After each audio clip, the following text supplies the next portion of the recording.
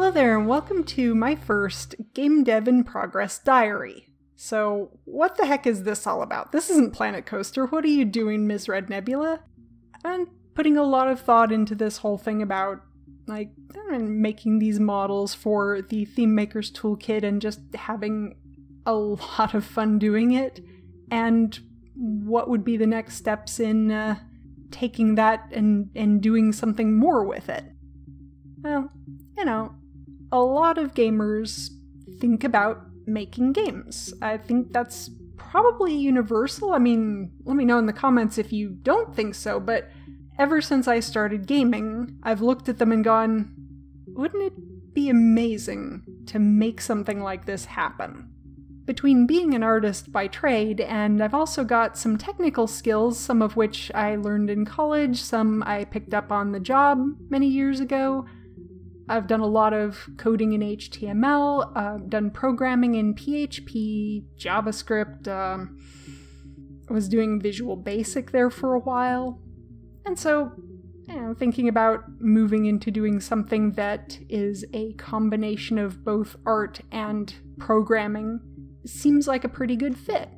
And so for this first diary, it's really going to be mostly me following tutorials, at least for the moment, because I'm not a game dev, I'm a game dev in progress.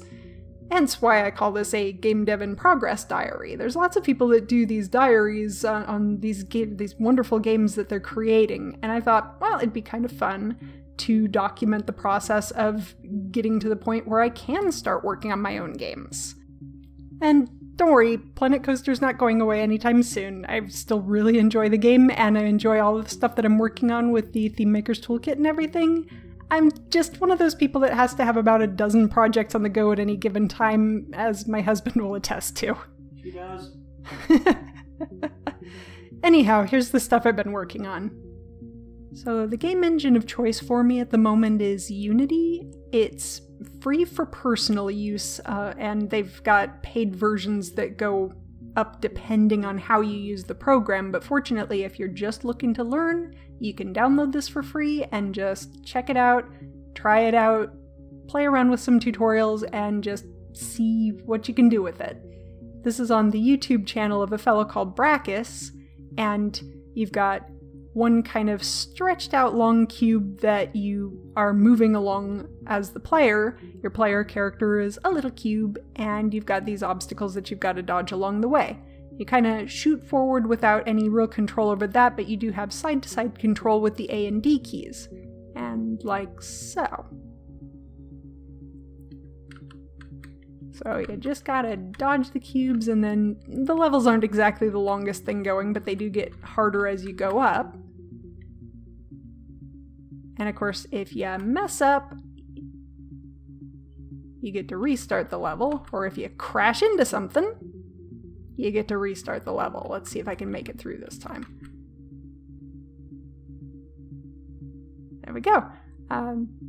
That's the first game that I made, and again, I was just following a tutorial for this, so it's not maybe the most impressive thing in the world, but when you actually make a game that you can play for the first time, it's a really cool feeling, you know? This one's the second tutorial that I decided to give a shot to. This was one of the ones just on Unity's website, and so this is one of their recommended ones. It's just a simple roll the ball around the screen and grab the collectibles. It gives you a little count up in the corner and lets you know when you win. This is actually kind of a simpler game than the other one that I did, but it did teach me some new concepts, like moving the ball around in all different directions using the WAS and D keys, and can also use the arrow keys. So when you roll over a collectible, you grab it and the count of your score goes up. And this takes me a little bit because this thing's actually not so easy to control, so I guess that's part of the challenge of this particular game. Oh, almost. There we go! You win! Yay! Alright, so the third tutorial that I decided to give this a shot was literally a shot. This is a survival shooter game. I did not make any of the models for this. This is another one of the Unity tutorials. So the model for the character, the little beasties that are coming after him, and the bedroom and all of that, are all made by them, so obviously full credit to them.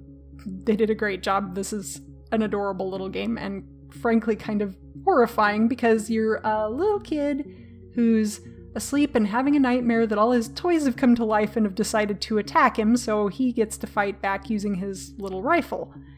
They call this a beginner tutorial on their website, but this one was a bit of a challenge. It's also the first time that I ran across a tutorial that, you know, I've got some critiques on, because they make it so that a lot of the time they have the coding already there for you, and you're kind of just following along as they explain which parts of the code do what. I mean, that's all well and good, and I get it, because this was being done in front of a live audience. They only had so much time. So pacing on it was pretty good, and I did learn a lot watching them do everything that they were doing with all of the code and stuff.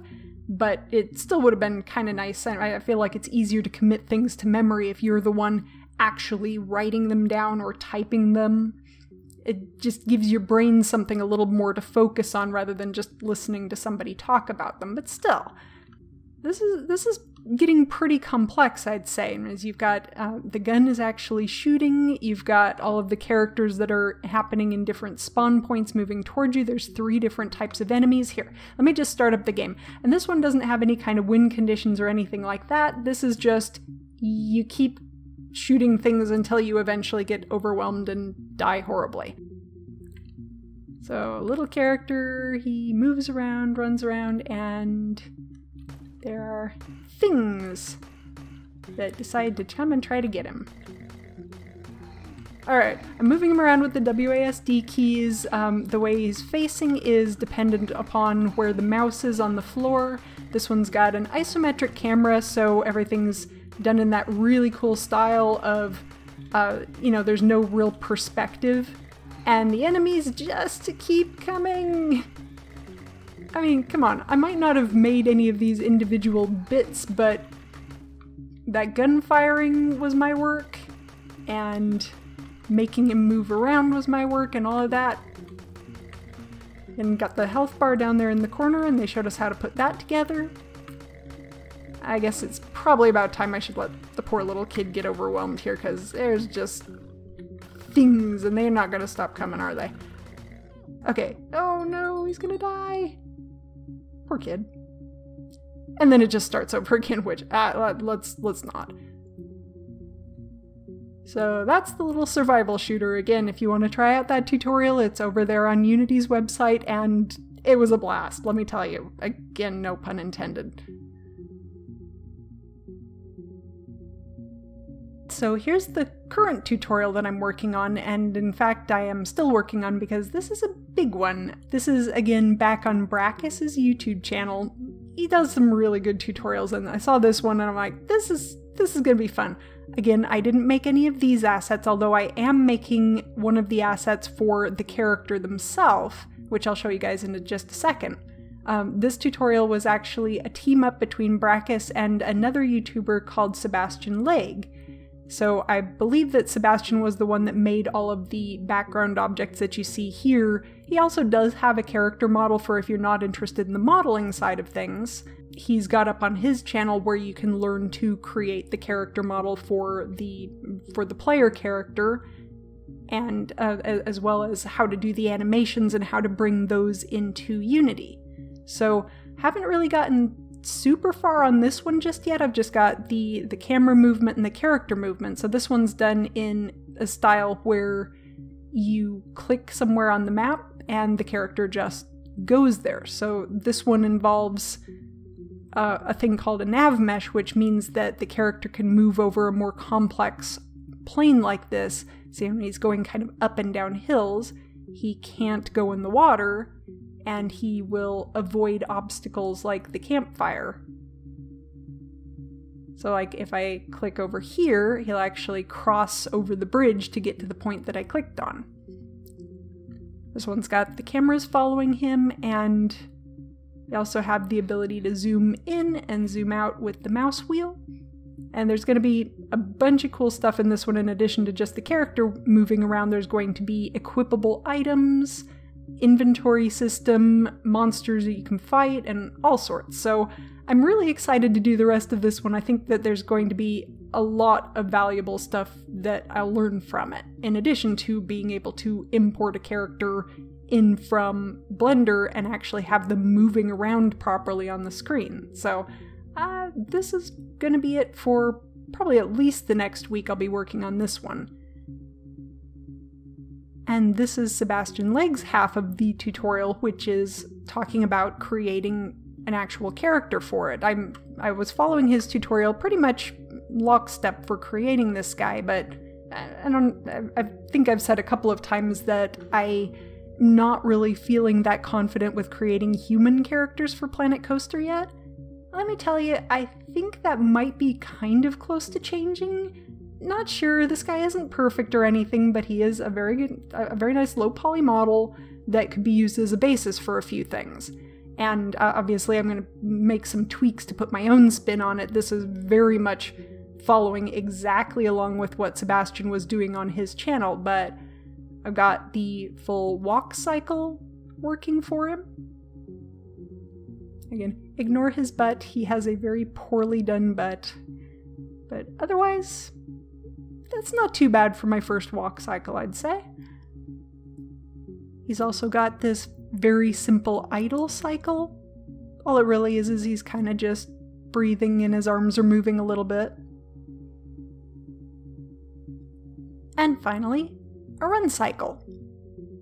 So like I said, pretty soon I'm going to be pulling these into the tutorial that I just showed you guys and having the character actually moving around in the scene. So I think that's going to be really amazing to see come to life. This is also the first time that I've been able to do a kinematic rig and use some inverse kinematics for like the leg bones and things like that.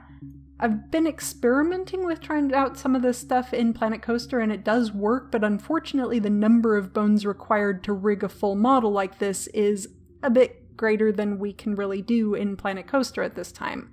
Like we're limited to 18 bones and there are 33 in this rig. Which is unfortunate, but you know, limitations are how you kind of like get creative to get around things. Alright, so there's just one more thing. I said I'm mostly following tutorials, and when I say mostly, I mean, of course I'm experimenting with trying to do some of my own stuff too. So this is my first little experiment. It's not going to look like much, but there's a lot of concepts I'm just kind of trying to wrap my head around and see if I can make something happen that's a bit different from the things that I'm just following along with. All I got for this so far is a little pinball game kind of thing, some pieces that are going to be working towards that. And of course, when the game is actually working properly, the ball rolls back down towards the player here. For the moment, I've got it set up so that I can just move the ball around with the WASD keys, and as you notice, the A key is also affecting that little flipper down there. The flipper does exactly what you'd expect it to do, and that guy right there is a bumper. Whatever angle you hit the bumper from, it repels you in that direction. So I thought that was kind of fun. Like I said, it's not a lot so far, but here's hoping it will be more soon. So that's it for this one. Feel free to like, comment, or subscribe to follow along, and check out my Patreon for sneak peeks and other perks, and a big thank you to my current patrons. That's all for now. Bye!